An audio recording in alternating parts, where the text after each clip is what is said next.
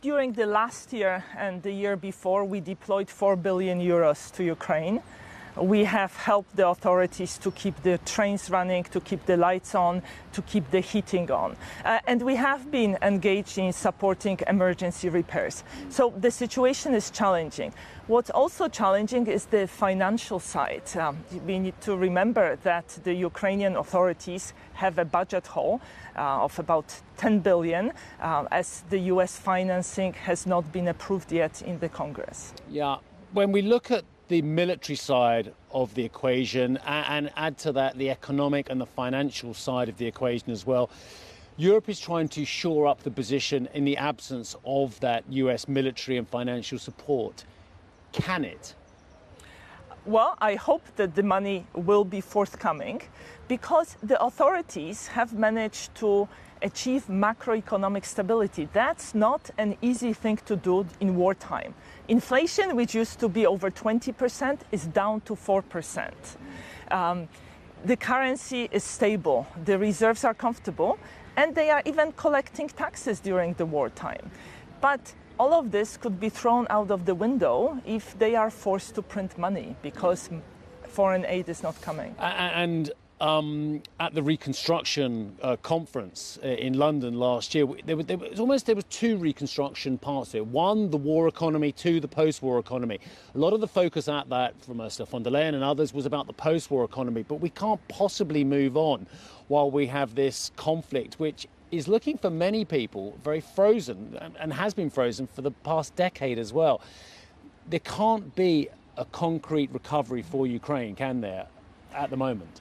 Well, it's very important to support activity, private sector in Ukraine, and actually $1 billion of our financing last year was directed towards private sector, because you need to keep firms going so that people can work, they can have their lives as bearable as possible. Because, reconstruction is not just about money, it's about human capital, it's about having people in the country, people who will be there to rebuild the country. Yeah. I'll leave that conversation for now because there's so many other really important conversations that you feel need to be spoken about out there. And one of them is actually what's going on in critical resources at a time of energy transition and the global scramble for those critical resources. Just tell us a little bit about what your research has found. Well, I think, as you know, building an electric car requires 6 times as much in mineral inputs as building a traditional car. Graphite is one of those critical raw materials needed. What's special about graphite is that 60% of production takes place in China, and last year China introduced export restrictions. China introduced export restrictions on gallium and germanium, of which it produces more than 90%. So what we are seeing is proliferation of those export restrictions globally.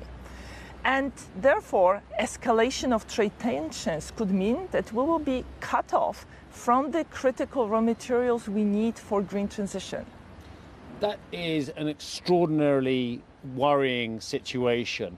But actually, out of that situation, could a form of autarky from the West actually negate the concerns we have about China, i.e. the West scrambles for resources elsewhere where there aren't export restrictions? This could be a positive thing. It's a wake-up call, isn't it? Remember, an export restriction can be introduced at the stroke of a pen, but developing new resources takes time. My colleagues have looked at who owns reserves of some of those critical raw materials, and we... Is it good news? I kind of almost don't want to know. Well, you probably don't want to know. If you look at rare earth, only 10% of known reserves are owned by the West and its allies. Wow.